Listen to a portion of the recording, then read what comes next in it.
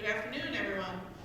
Welcome to Utah State University Research Landscapes, our collaborative effort to share our research findings on Utah's land, water, and air. I'm Lisa Moreau, the Vice President for Research at Utah State University. First of all, just thank you for being here today. It's always a pleasure to gather with city, state, and community leaders and stakeholders who share similar interests about the challenging issues that we face with Utah's shared resources. I'd like to start by thanking O.C. Tanner, especially President and CEO Dave Peterson, for providing us this beautiful space in which to meet today, and for his continued support of land, water, and air research and of Utah State University. We value our ongoing partnership.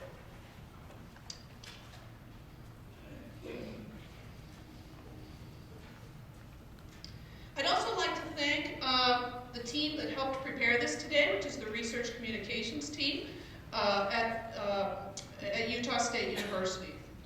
I'd also like to recognize some of our special guests. President Noel Cockett of Utah State University, Representative Joel Briscoe, Representative Elizabeth Waite, Representative Galen Benyon, Mayor Roger Bork, Town of Alta, Lynn DeFreitas, Executive Director of Friends of Great Salt Lake, and Jody Burnett, USU Foundation Board. We also have members of the Utah Department of Natural Resources, Utah Clean Air, Nature Conservancy, colleagues from other universities in the state, BLM, water commissions, and many others in attendance today. Welcome to everyone. We look forward to an exciting presentation and your interactions.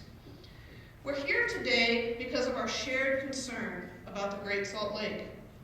Its historically low level is not just a water issue. Challenges from the lake will affect our air quality, our land use decisions, and our state's quality of life. Right now, there are more than 30 USU researchers actively working to address challenges associated with the Great Salt Lake, including our featured presenter today, Dr. Joanna Endter-Wada. In addition to her survey research that she'll be presenting today, she is also part of the Great Salt Lake Strike Team, a collaboration between Utah State University, the University of Utah, and the Utah Department of Natural Resources to source insight and answers to some of the big questions facing the lake. Dr. Joanna Endter-Wada is a professor of natural resource policy and social science in the Department of Environment and Society at Utah State University. She is director of the National Environmental Policy Act Graduate Certificate Program and a faculty researcher with USU's Center for Water Efficient Landscaping, where she heads the Water Maps program. Dr. Endter-Wada contributes to interdisciplinary academic programs and research projects and has served at state and federal levels in policy-related appointments. Before we hear from Dr. Endter-Wada today, we're pleased to hear brief remarks from Speaker Brad Wilson. Speaker Wilson has represented Utah's 15th House District for over a decade and currently serves as Speaker of the House, a position he has held since 2019. After graduating from Weber State University with a degree in business, Speaker Wilson started his career in the finance industry. For the last 20 years, he has worked in real estate as a commercial developer and home builder. As Utah has faced prolonged drought, Speaker Wilson has championed the effort to protect Utah's natural infrastructure by preserving and restoring the Great Salt Lake. Under his leadership, the House has advanced policies to conserve, preserve, and optimize Utah's water supply. Let's get started by hearing a few remarks from Speaker Wilson.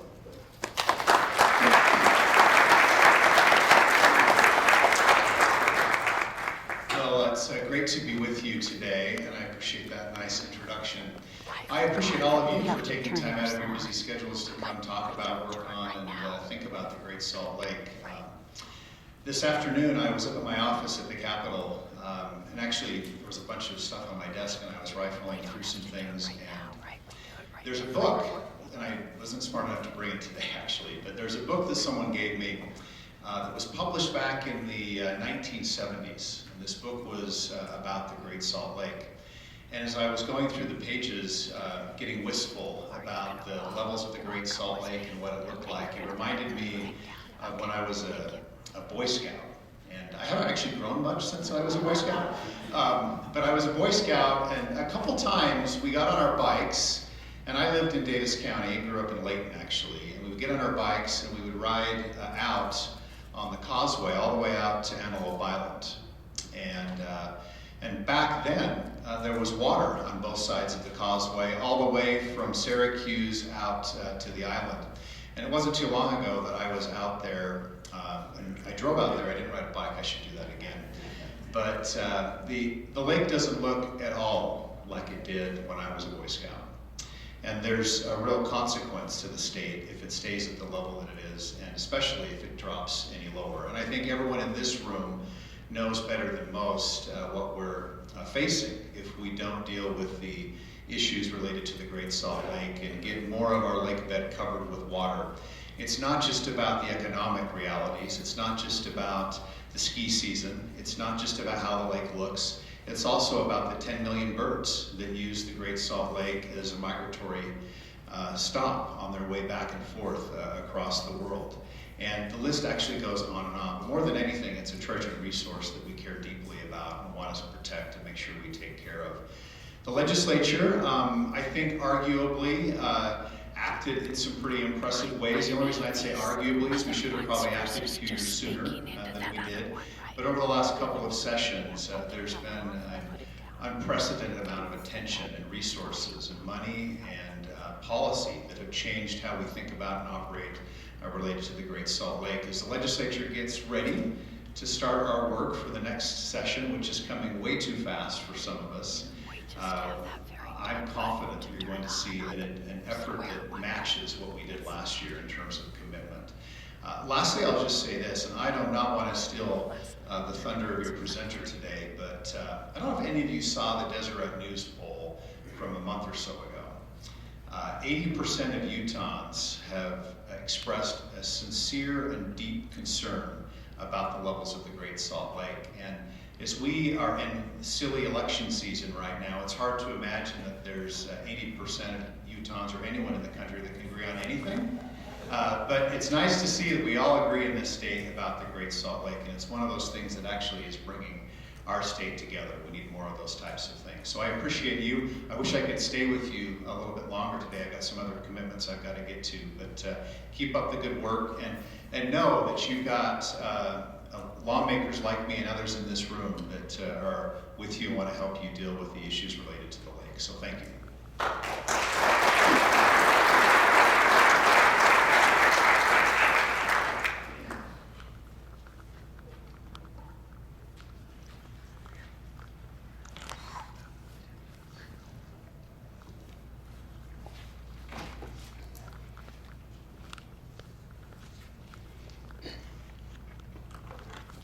Thank you all for being here. Really appreciate it, and thank you to everyone who helped put the event together. I'm happy to share some of what we're researching with you today, and I want to give you a quick overview. Here's what I'm going to talk about. I'm going to talk about the challenge before us to preserve the Great Salt Lake, which many of you are already familiar with. I want to talk about the surveys we're doing to the public that are being conducted at Utah State, and then the implications for collective action and policy on behalf of Great Salt Lake. So let's start with the challenge before us to preserve the lake. The Great Salt Lake is the largest saltwater lake in the Western Hemisphere, the 8th largest terminal lake in the world. It's a unique and complex ecosystem in the arid Great Basin region of the Western U.S. And it's of regional and hemispheric importance as a stopover for millions of migratory birds from many different hundreds of species. The Great Salt Lake has other values of economic, environmental, and ecological importance that benefit us here in Utah, in addition to the wonderful wetland habitat. These benefits include jobs in many different sectors, the lake effect snow that's associated with our famous ski industry, mineral production, brine shrimp harvesting, recreational opportunities, and scenic and cultural attributes. The Great Salt Lake is the saline lake in the world that is located in the closest proximity to a major metropolitan area. The land beneath the Great Salt Lake, below the meander line, is part of the state's sovereign lands and held in trust for the public, and it is managed by the Division of Forestry, Fire, and State Lands. The lake, lying in the lowest point of elevation of the Great Salt Lake Basin, has been impacted by the cumulative effects of land use and water diversions throughout the watershed, upstream, on its shores, and in the bed of the lake. Amazing NASA picture, isn't it? The Great Salt Lake has been shrinking, as we know, over the last 3.5 decades, reaching historic lows in 2021, again in 2022. And the lake historically has had an elevation average around 4,200 feet, and it covers an area at that elevation of about 1,700 square miles. Back in 1986-87, when we were at a historic high, it was at 4211.6 and covered 2,390 square miles.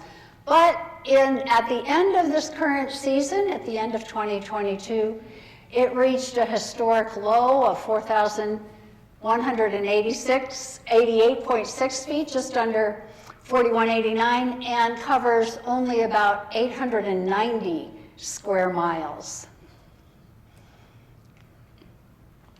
So the lake's decline has been of alarm to scientists and to lake constituencies for many years. And it's hitting the historic low in the last 2 years really brought it to the attention of policymakers and precipitated some action by elected officials. The Great Salt Lake isn't alone. There are saline lakes around the world, many of which have declined dramatically and experienced increased salinity, altered food webs, reduced food sources for migratory and resident shorebirds, loss of economic activity, and human health effects from a desiccated dry lake bed. You may be familiar with some of these, famously the RLC, the Owens Lake in California that was desiccated when the water was diverted for the city of Los Angeles. And the city of Los Angeles has spent $2 billion on remediation efforts to control the dust and the pollution from the lake bed. The Great Salt Lake is also in peril. And the question before us is, have we waited too long? Several questions. Can we learn from and avoid the fate of other saline lakes around the world? And most importantly, is there sufficient political and social will to preserve it? We've been conducting some surveys. They are in process right now about the Great Salt Lake. And these surveys are being conducted by myself and 2 colleagues, Dr. Lisa Welsh and Dr. Karen Kettering. And we want to thank the funders of this survey, the Mariner Eccles Foundation, USU Extension Water Initiative, and also a USGS grant that came through the Water Lab. So we are conducting one version of the survey that is covering a very carefully selected random sample of households throughout the state. And we have 3 different strata within this survey. Some are going out to people, residences within the counties that the Great Salt Lake lies within in the dark blue. Then we have another strata going out to households in other counties that are within the watershed, and then to the other Utah counties as a whole. We want to try to be sure and get a representative sample from all over the state. Well, we have a second open version of the survey that you have a flyer about in front of you. And we encourage you to participate in it, to spread the word, and to let your groups that you represent know about the survey and increase the participation that we're getting. The surveys are being conducted for the general public to learn more about what each other thinks, but a report will be prepared for the 2023 legislative session. So let me tell you a little bit about what we're finding, but what I want to tell you is that these are some preliminary results of what we've been learning through the survey. And right now I'm going to present some data from the random sample responses that we have received, close to 370 responses so far.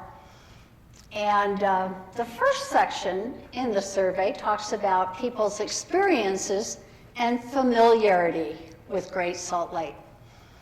Interestingly, over 92% of the survey respondents had already heard about concerns over the Great Salt Lake and its decline prior to taking the survey. And I want to explain that on these tables that I'm going to present, we don't have exact percentages, but we do know a range of percentages of how many respondents are telling us they're concerned about things. So you'll see these tables, and the dark colors are the ones that are rising to the top and being the most important. This concerns the sources of information that people use to get information about the Great Salt Lake. And traditional media sources top the list along with their own personal experiences and observations. The Great Salt Lake Collaborative has been doing a wonderful job with bringing a lot of attention to the lake, and so many of us have seen a wonderful series of news stories about it. Family and friends and social media are also important sources. People depend less so on government and institutional sources of information, as you can see here. Very few people, less than 5%, say they are not familiar with the Great Salt Lake. We also asked about how people felt connected to the lake, and this was a forced choice response. And the thing that rose to the top of how people were connected to the lake related to their appreciation for the values of the lake and their concern about its future. Interestingly, a non-physical connection. But directly experiencing the lake in a variety of ways were also important connections, as you can see here. We asked them to name 3 places around the lake that meant the most to them. And so people identified specific places, and you see a list of them here, Antelope Island topping that list. And then people referred to more general areas of the lake that are important to them as well. So let's move to the second section of the survey and what we're learning. We asked them their views on Great Salt Lake and some of the circumstances concerning the lake. So first, we asked them about the meanings, the values, and the uses of Great Salt Lake that they associated most with. So the values related to the lake that really rose to the top have to do with its habitat for birds and its role in the hydrologic cycle, its role in creating this lake effect snow that Utah is so well known for. But they also really appreciate its geology, its unique geology and ecology, the solace and beauty of the lake, cultural identity associated with the lake, the fact it's traditional homelands to Native American tribes. And less important on the list was its direct economic benefit to people.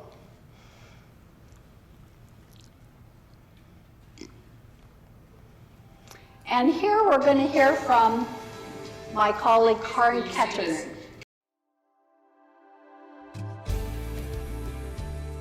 Basically, you see this conversion of really nice, healthy wetland habitat with a diversity of native plant species that gets converted to just a monotype, a single species everywhere you look. So we're talking about tens of thousands of acres of just one plant. And when you lose that plant diversity, you lose all the other aspects of the ecosystem, the wildlife habitat, the pollinators, and all the insect communities as well. I am in the Department of Watershed Sciences, and I also have an appointment in the Ecology Center at USU. So Phragmites is a non-native invasive grass that was introduced from Eurasia actually more than 100 years ago now, and it's now spread across North America. And so we're not unique in that we have a big Phragmites invasion here in Utah. One of the biggest threats to wetlands is actually a lack of water. And so Phragmites is a very thirsty plant. And as we're trying to maintain and restore healthy habitat, we're losing a lot of our native species, both because Phragmites outcompetes those native species, and it takes up a lot of the water that those native plant species need to grow and thrive. We have to be managing Great Salt Lake, including its wetlands, as an entire ecosystem. So we're losing water to both the wetlands and the lake itself, and so that is a critical issue. And then we have to deal with all of the other threats that this broad, vast ecosystem is facing. And so part of that is invasive species. Phragmites is the most problematic invasive plant, but we also have things like invasive carp that also disrupt habitat. So we can't just deal with the water shortage if we don't also address Phragmites as one of the main threats to healthy wetlands.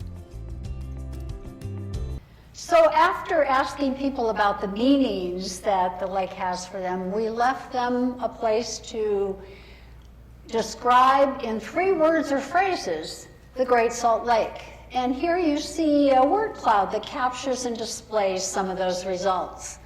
The Great Salt Lake is unique, it's beautiful, it's important, essential, historic, and iconic. It's salty, smelly, and stinky. It's shrinking, as well as many other values that it holds for people. But we thought you would like to see that. We asked about their level of a concern with various circumstances related to the lake. And the issues that concern them the most relate to sustaining the ecosystem and both the ecological and human health connected with the lake.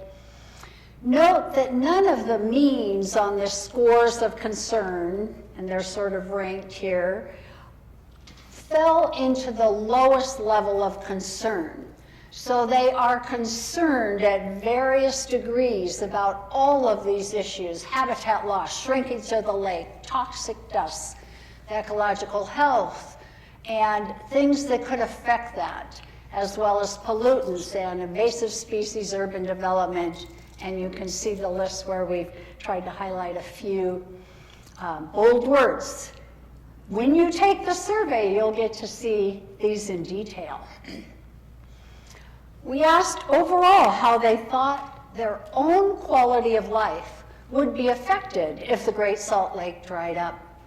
And here you can see that it's between very negatively and somewhat negatively among the respondents. Here are a couple of responses to the open-ended follow-up of how their quality of life would be affected, to give you a sense of what they're saying. And these 3 in particular capture what many others said. We would lose a place of great beauty. I'm most worried about breathing in dust from the dried lake bed. And someone even saying loss of a major flyway, loss of the lake effect weather, loss of forest, airborne toxic dust, a repeat of the Aral Sea disaster. We also asked about the state, their agreement or disagreement with a series of statements. 11 different statements, and the 5 statements that really rose to the top of the list that people agree with the most.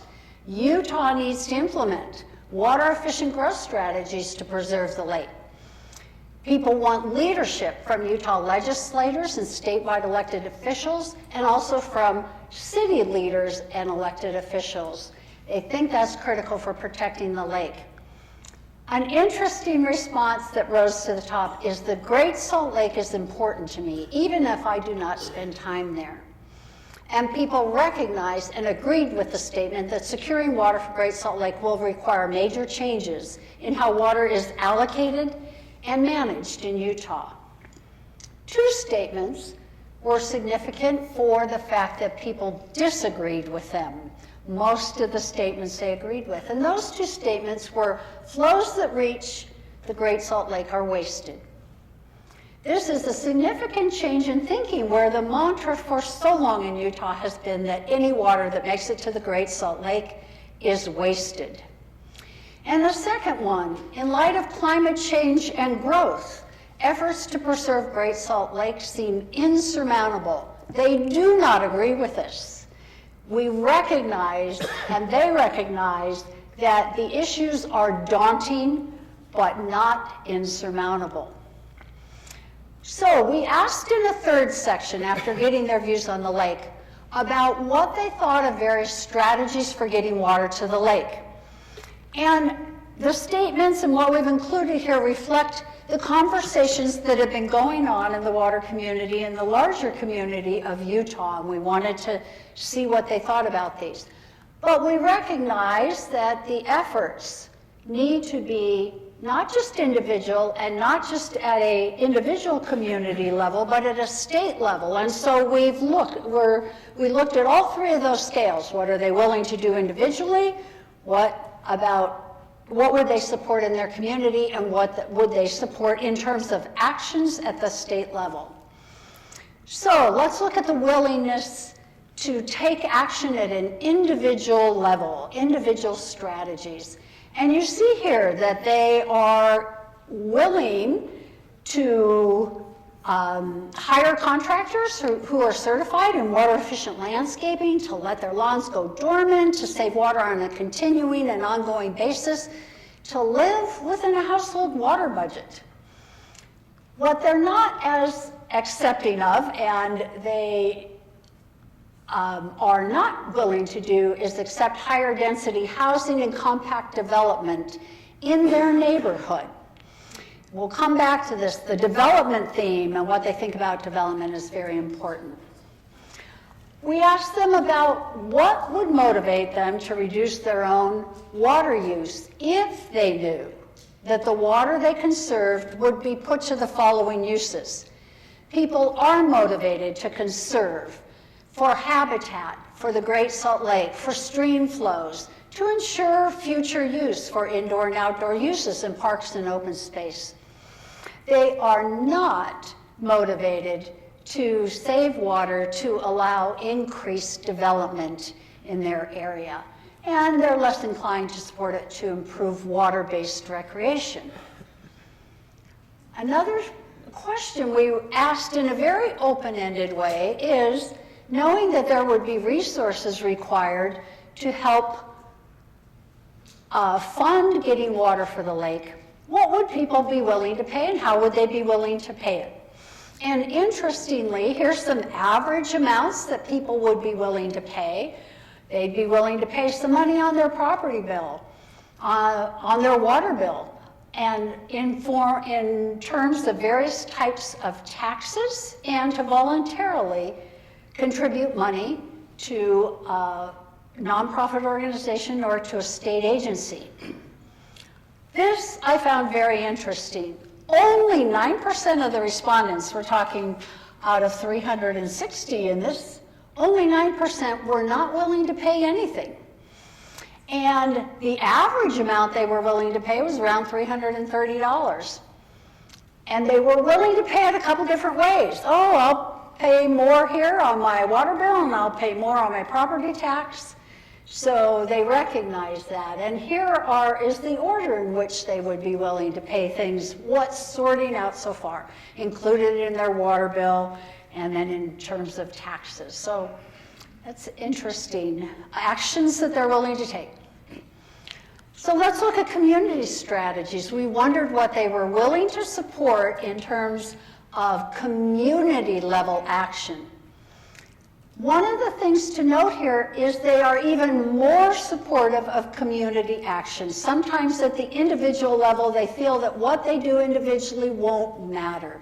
But at a community level, They are even more supportive of actions such as ensuring water supply is adequate and sustainable before new developments are approved, protecting sensitive water resources, providing more information on water bills so people can know how they can conserve. They are supportive at a community level of things like ordinances, mandates, tiered water rates, limiting landscape types like turf, and billing people for the amount of water they use, all things that if we're all doing it at a community level, they are supportive of it. Of all the things we asked, none of them fell into the category of they don't support it or only slightly support it or somewhat support it. It's all somewhere up between the moderately and the strongly agree.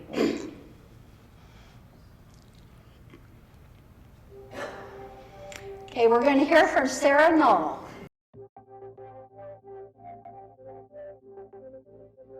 For solutions for Great Salt Lake, we've been looking at water conservation because Utahns have the second highest water use in the country, even though we're the second driest state in the country. Part of my research that I've been looking at is looking at water banking. I've been looking at wet year water transfer.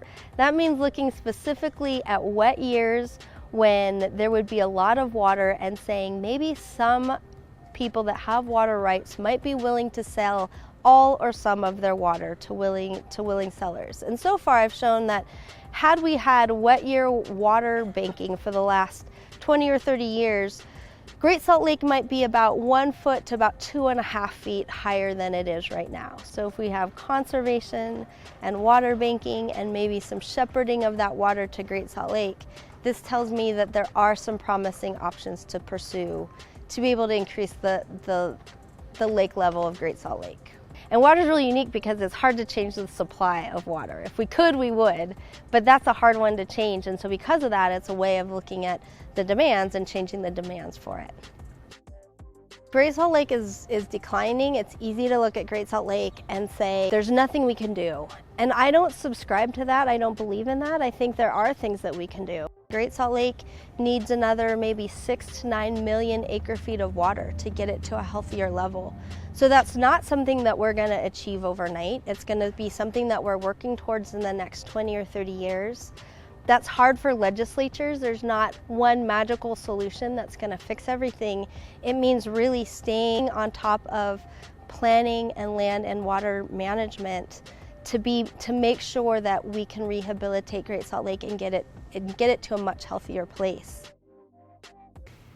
So in the section on community strategies, we did ask people about their level of satisfaction with the efforts of local, city, county officials, and they are mostly dissatisfied, somewhat unsure, but not on the satisfied, very satisfied section. Again, they think local officials are not seriously considering the long-term consequences of unrestrained development, especially in terms of water and what new development's going to take. So let's look at state-level strategies and what they would support on actions on the part of the state, again, to contribute and secure water for the Great Salt Lake. They are supportive of ensuring that water conservation and efficiency are prerequisites for the approval of water infrastructure projects, and that they promote statewide planning efforts of climate and drought resilience. They support coordinating with the federal government to protect watersheds, assessing the trade-offs and the impacts of various kinds of developments that are being attracted to the state. They want to limit state efforts to accommodate water-intensive industries and to reduce the per capita water use we have here. So, and they are also interested in purchasing, having an annual appropriation of money earmarked to purchase or lease water for the lake.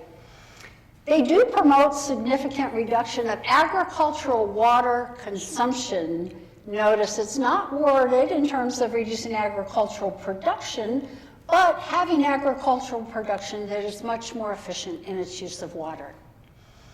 So in terms of prioritizing goals overall for managing Utah's water, they do want the first three relate to water for basic human uses, drinking and food, thinking of food as food security, agriculture as food security, not necessarily as export agriculture. Items 4 through 5, protecting the Great Salt Lake and wildlife habitat. And then in 6 to 9, other economic or uses that they think are probably non-essential. Notice that saving taxpayer money was not high on the list of a prioritized goal. They know it's going to take financial resources. How would they rate? State officials, still a little bit on the dissatisfied, but a little bit more than local officials. They think that that elected officials need to do more, and they wish, for the most part, they had not waited so long to act. Both of these had open-ended, the ability for them to offer comments to explain why they rated them the way they do. Okay, and in our final section, let me talk about the vision for the future of the lake. We asked them 2 simple questions. We said, please complete the following sentence. The first sentence that we asked was, the future of Great Salt Lake. And they were allowed to complete that sentence. Here are a couple of the responses. It scares me. It seems doomed. It isn't guaranteed. It should be prioritized. It depends on us. A couple of different longer responses. It's essential for the health and well-being of people and wildlife. It will impact our quality of life. It needs to be proactively protected. It will determine the future success of the state of Utah, and it's something that matters more than most Utahns realize. Now, these are the short versions. People wrote a lot, and we did have on the surveys chances for them to express their feelings in their own words. And they were very inspiring, what people had to say. The second sentence we asked them to complete was, I think protecting Great Salt Lake as a public trust resource means. And here are 3 responses that sort of capture a sense of what they were saying. It means the world to our grandchildren. It's an opportunity for the public to come together, make some changes, and accomplish something important. And everyone's going to have to work together as stewards of Great Salt Lake to make this work. There are a lot of response themes through all these comments that they made in the various places they were allowed to express their own opinions. There are fears and alarms and frustration and some cynicism. But there is also a lot of hope and passion, commitment, and trust that they, as well as their fellow citizens, will be able to do the right thing by the lake. People are looking for leadership from elected officials. They want more information so they know how they can conserve and how they can contribute. They want fairness in the strategies that are pursued so that saving the lake isn't resting on any one constituency. And they wonder if their actions can make a difference. So what are the implications for collective action on behalf of Great Salt Lake? There are a couple of policy implications. First, we need to provide information on the role that human actions have on the Great Salt Lake. Some people said, it's just going to happen due to climate change. We won't have much of an effect. But the effect that we have, and that's something the strike team has been tracking down, is the amount of effect that human intervention has on the lake. We we have to set expectations that preserving the Great Salt Lake will require sustained efforts and investments over time. The question on how much they're willing to pay was per year, not one time, per year. It's going to be a long, slow climb back out. It took a long time for the lake to get where it was. It's going to take a long time to get it back. And it's going to be an interannual effort. And then we really need to implement strategies to account for and ensure that the conserved water gets to the Great Salt Lake. Water conservation cannot just be water reallocation to other uses. And many times it is. If you conserve water within a large conservancy district, most of the time those conservancy districts are using it for the next new development that comes. Or if you're conserving water within an irrigation company, a lot of times it's just to make all the shareholders whole, but it doesn't come back to the system, to the river, and ultimately to the lake. Knowing where that conserved water goes and knowing that it's getting to the lake is extremely important for continuing to motivate people to conserve on behalf of the lake. So that is something that we're going to have to work on.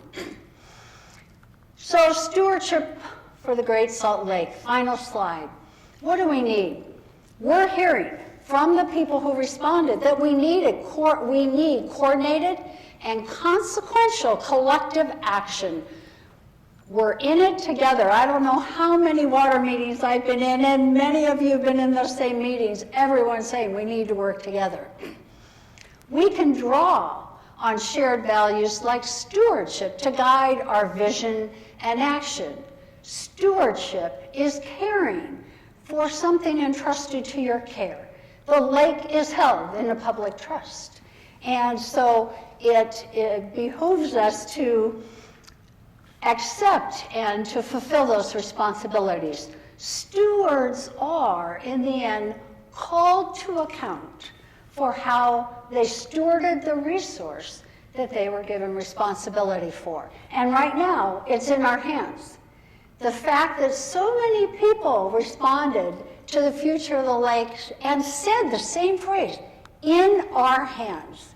It's in our hands. One person said, who was providing a hopeful response, said, it's in the hands of the great people of Utah. And I thought that was a nice switch of that phrase. And finally, what happens to the Great Salt Lake will be this generation's legacy. We care about legacies here in Utah, and we honor the legacies. And the legacy of our generation will be what happens to the lake. The eyes of the world are upon us. Saline lakes are drying up. Can we be different? And that is the challenge before us. And we are in the international news.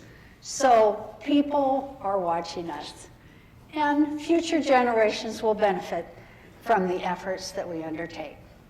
So thank you very much, and let's have some conversation.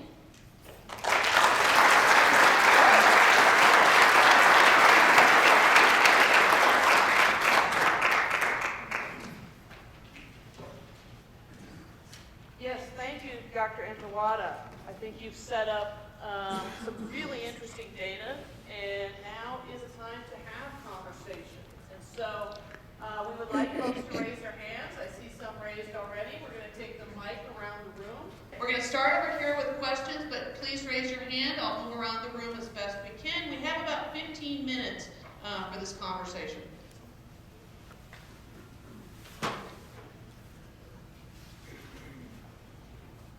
And you might want to introduce your affiliation as you ask your question. My affiliation is a community member.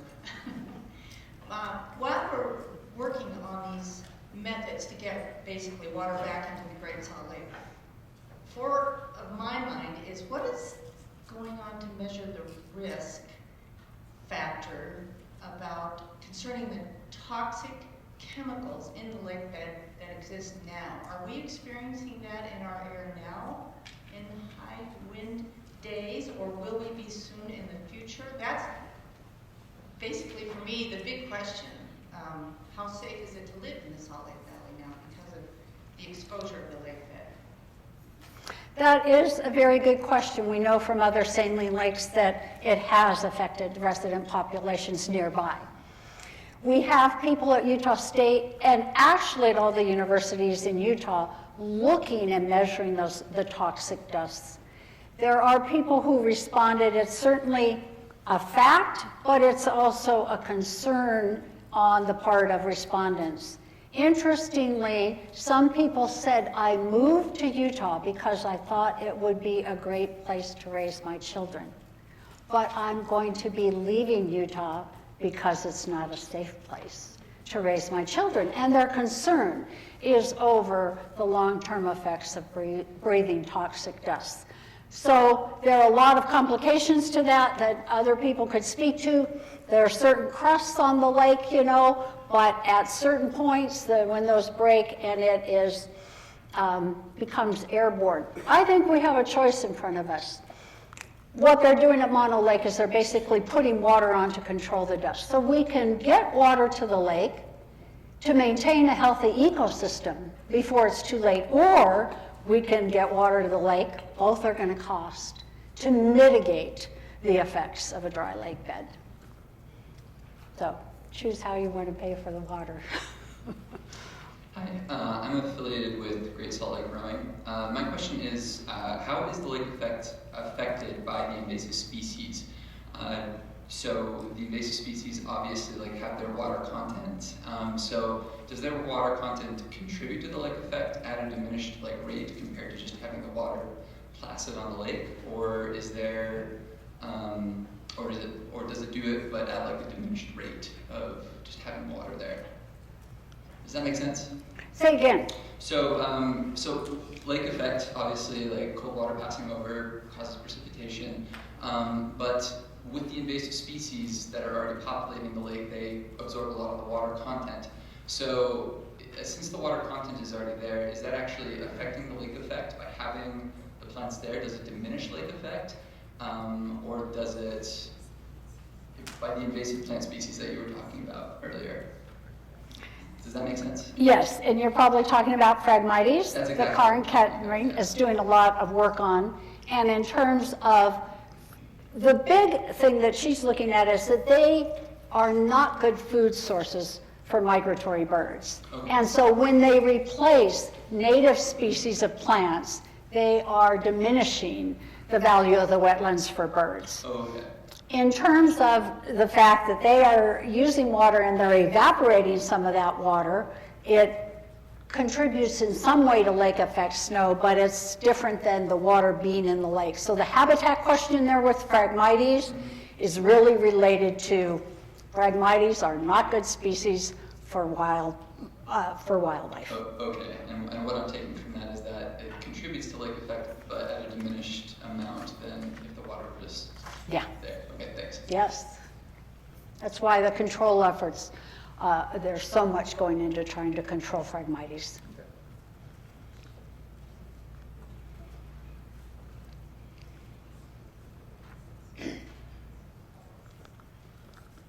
Thank you so much for an amazing presentation. My name is Soren Simonson. I work with a partner organization to the Great Salt Lake, the Jordan River Commission.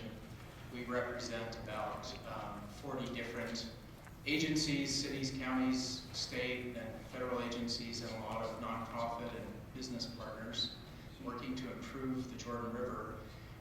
There's been a lot of evidence about what we would see with the Great Salt Lake because of the evidence you see in the Jordan River. At the point of the mountain between Utah County and Salt Lake County, there is no river. And when there's no river, there's no water that makes it to the Great Salt Lake. And I have a lot of thoughts, but it kind of boils down to this.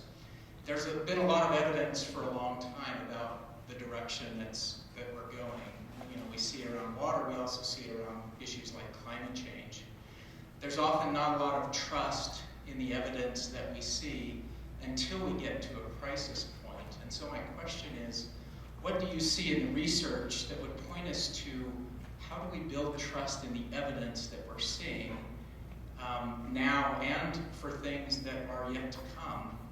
How do we build trust so that we can make decisions based on current evidence for things that will be happening far in the future? There's a lot of trust is built with the scientific community if they trust the findings, but trust is built through a lot of interactions with other people. And as you know, the work that you do in trying to get entities along the whole Jordan River together to work to improve it. It's not one point in time, it's along that whole river. There's a lot of trust that's built in the organizations that are working on behalf of the lake. We have a lot that we can learn here in comparison with different periods of time and where we knew the lake was compared to where it may be now. But we also have a lot to learn from the experience of other saline lakes and what the consequences, the risks, the costs have been. And that comparison is often very compelling too. Some of the comments said, we don't want to be the Aral Sea. We don't want to be that disaster. So, but I think building trust is a really important component because overall, people think what we need is collective action. They have to trust that their efforts will contribute in a cumulative sense to something bigger and that they are going to see water ending up in the lake. So I think that information feedback, that ability to track, the ability to account for getting water to the lake is really important for building trust so that we can engage in that long-term effort to get it there. Thanks.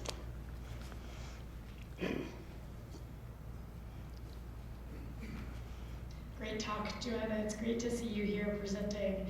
I am part of the Climate Adaptation Science program at Utah State University. I'm an assistant professor in the same department as Joanna. And I've been reading some papers by Simon Wong and some of his grad students. And some of those papers are saying that if you look historically, there's a time lag between drought conditions and the lake level. And now we have this climate driver compounded by agricultural water use as well as urban water use. And I was wondering if you had reflections on working through the time lag between changing policies and doing things that are expensive in the short run, and the issue that voters, politicians, people might not see the direct impact of those expensive policies for years. And there's this larger elephant in the room of climate change, and there's a lot of uncertainty about what climate change means for the Great Salt Lake. But I was wondering if you had reflections on working through that time lag in this social ecological system. People realize we need water now to save some of the most critical parts of the lake. But then we also need water over the long term. And I think getting some water there right now, as some of the contributions to the lake this past season are going to show, are very important. But people have to know that there is a time lag, and that has to be explained in terms of we're going to see it, but it's not going to be instantaneous. And I think setting this expectation, this is a longer interseasonal thing. We have drought cycles, we have climate change, but we have a growing population. It's all daunting. And we also have water that's already over appropriated for the state. The key thing is going to be we are in an era not of allocating water, but of reallocating it. How the transfers are made in the future of water from one use to another as it gets reallocated. Where does some water gets conserved and go to the lake? And the big reallocation that will occur is water coming from agriculture to cities, just by the sheer market activity that's there.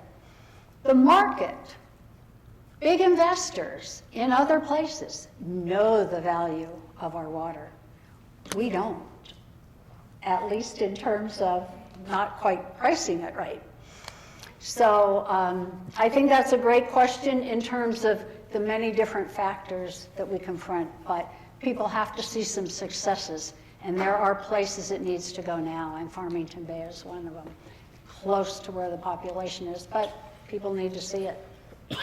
Yeah. One right here. Sorry, it's Carrie Rubelman. I'm a retired consultant. I did a lot of air quality work in my career, so I'm going to follow up to her question. I didn't really hear an answer. And I understand sort of the complexity, and there's a lot of parts to everything that needs to be done. But is there an agency taking point on answering the air quality question? Because I think with some of the articles, there's a lot of concern, just kind of what prompted me to come this evening.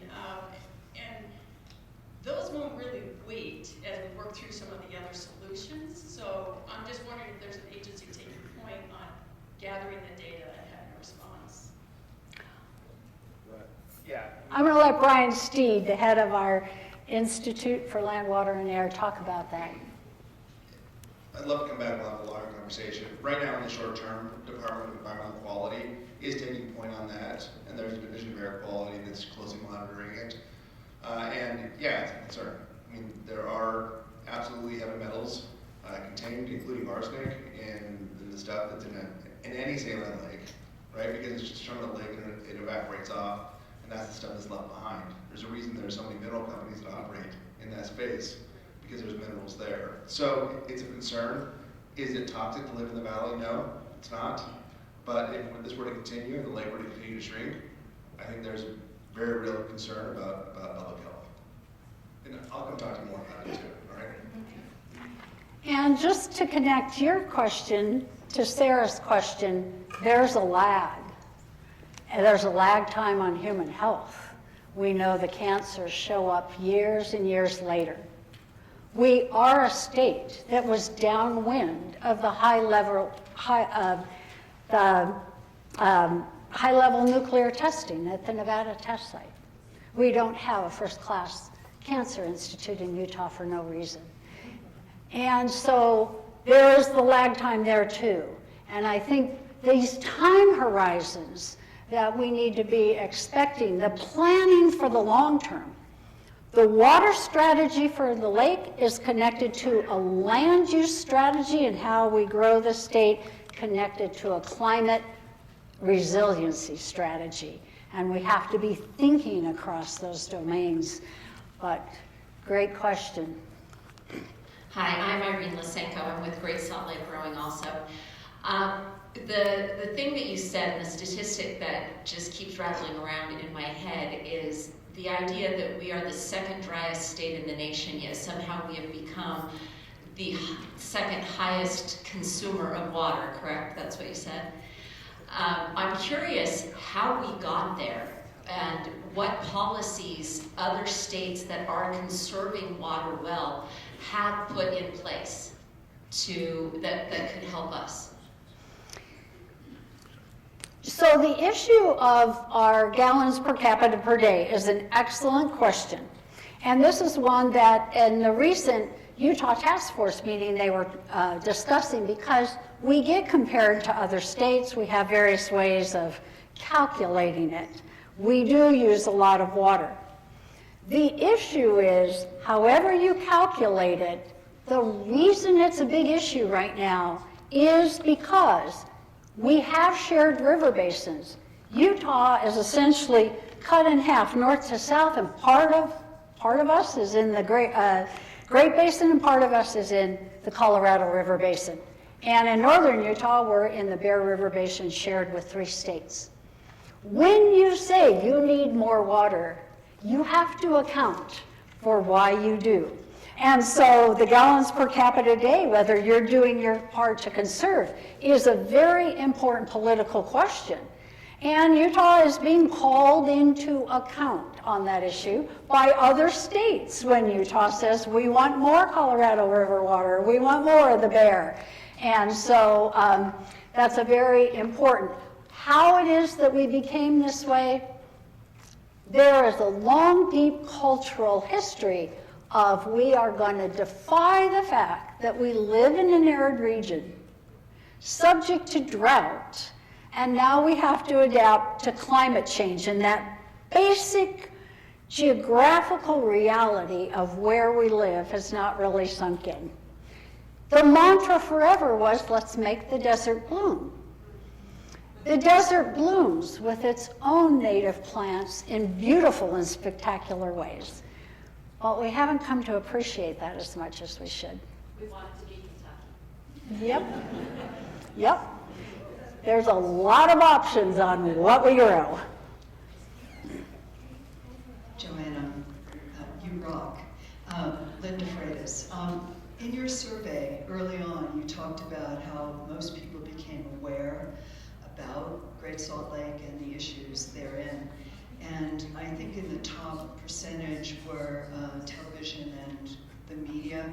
And, you know, to the credit of the Great Salt Lake Collaborative, and to Sarah's question about trust and how can people keep in touch with what's going on so they know that something is going on and it's actually being productive and not just, you know, we're doing more study.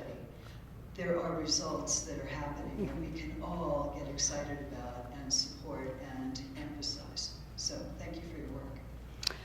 I'm glad you asked the question because it gives me the chance to make a comment.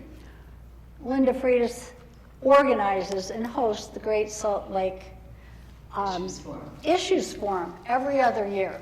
And one of the interesting things is that people from other saline lake areas, Salton Sea, Northern California, Mono Lake, have come to this. And that forum has all kinds of people involved with the lake. People from industry, people from environmental groups, people from state agencies. And their comment is often, you're so lucky here because you're all talking together and you're working together.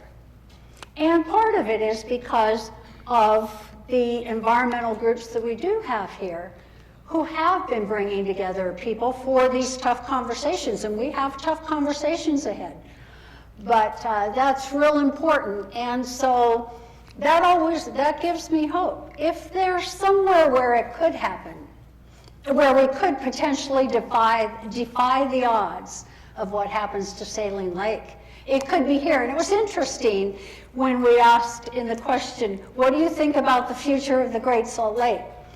Is that, and this is what we hope in our report to share some of these, people are like writing the story like, we came together and we looked climate change and we looked this other thing in the eye and we figured out what to do. You know, if they had a choice to write the end of that story. And so, you know, the challenge is daunting, the response is inspiring.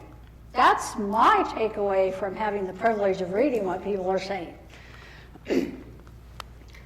Thank you, Joanna. I'm Zach Frankel, Utah Rivers Council. I have a comment and a question. The comment is for the room, just so you understand. Standing before us is essentially the mother of secondary metering in Utah. This is the person that led all the research and did all of the really definitive work on installing secondary meters in Utah. The legislature just passed a bunch of bills.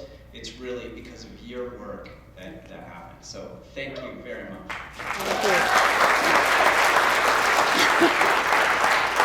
you. So my question is, you know, water is very complicated, and the public, huge amounts, millions of Utahns have jumped into the water sphere. Trying to figure out how it works is very complicated, and you've been doing it for a very long time, focusing on water conservation programs, programming, and technology across the United States for decades. So we just got through this legislative session, and there have been a lot of attempts to summarize how far the State House has gone. Clearly, in your poll data, there's concerns about whether it's far enough. So if you were looking forward, trying to tell us in an expedition what faces us, and what we have to accomplish in collecting and implementing a series of policies, how would you describe it? Are we climbing Kilimanjaro, Rainier, Mount McKinley? Are we climbing K2? give us some thoughts about how big of an expedition we are facing ourselves with in the coming years. I'm trying to think of how those mountains now. It is a big mountain. It is a big effort. And it's especially big knowing the lake is where it is now. Absent a doubling of the population, or 60%, as the Kim Gardner Center is telling us, in the next 40 years. Where and how we grow matters. I've heard the heads recently of big conservancy districts says every single new development has to be at the highest standard of efficiency to make it fair to people who are already here, who already are expressing this concern about growth. How can we grow this population? How can we grow this economy, given we are already in dire straits with the lake? And we have to figure that one out. That is a big one. Where and how we grow really matters, and all new developments are going to need to be as water efficient as possible, not just indoor, but outdoor as well. There are people in the survey that have indicated that they don't know that this place is inhabitable for a long term. We could be seeing climate refugees in Utah, leaving Utah because we can't really supply everyone with water. I think the legislative session, to go back to where you were, is that was a start, but continuing investments over a long period of time, and a lot more legislation to do a lot of different things, some of which are things that will have to really, at a very fundamental level, balance. This is, remember, water's the property of the public. The bed of the lake is sovereign lands. We own these things in common, and yet we can't make them whole when the water and the land belongs to the public. We have to balance the public rights and the private rights. We have to look across water law for all of the nuances it has, because unfortunately, the catchy phrases of water law are use it or lose it, first in time, first in right.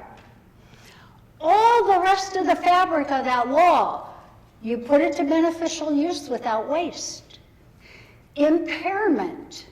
A junior appropriator can't make a futile call on a senior appropriator. There's all this nuance in the law that is really designed to figure out how we can get along together in using a common resource.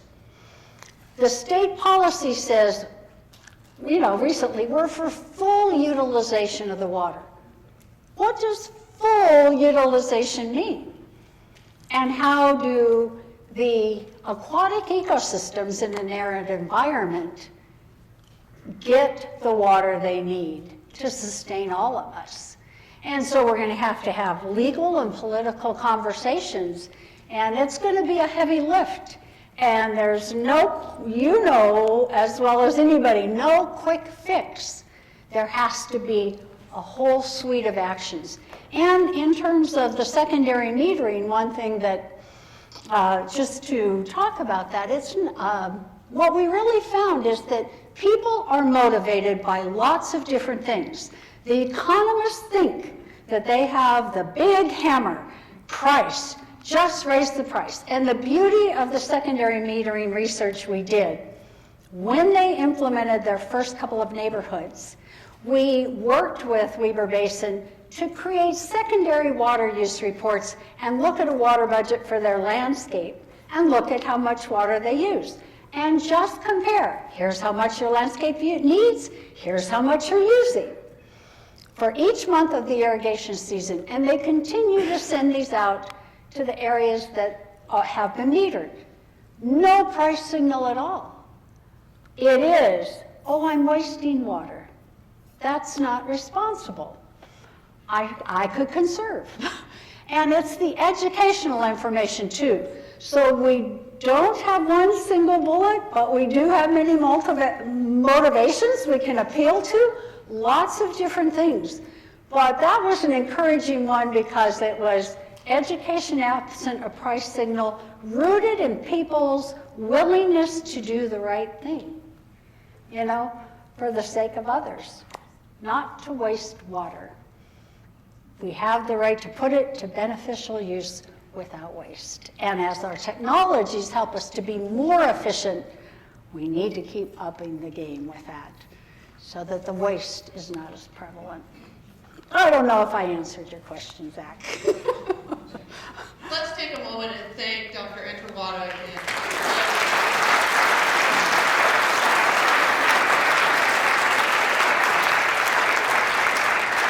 Thank you for coming, and do the survey.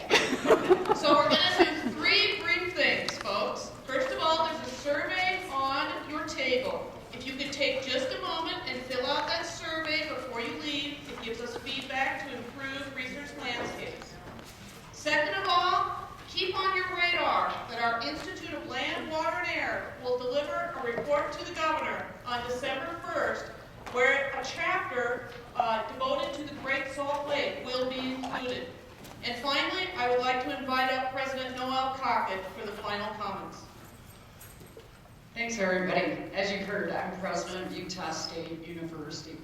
And this talk is why I am so incredibly proud of Utah State. It is doing the kinds of things that will improve the lives of our people, that will strengthen our communities, and it will keep our natural resources that make Utah such a great place. It will keep those on the forefront of our minds. I was thinking what I learned here. I'm probably the least knowledgeable about this of all of you in the audience. And I thought, I can do more, but that stuck in my mind. I want to know that it goes to the Great Salt Lake. That's what I learned about myself. I'll do it, but I want it to have impact. And so I was thinking about that. You folks all are probably those, by coming, maybe you had questions, but you've indicated your passion about the Great Salt Lake. And we could go out and be that army that could talk to others to make them understand how this matters. And through that army, we can start influencing. You saw local legislators, local policymakers, local community leaders have a high level of dissatisfaction. We need to tell them what we think.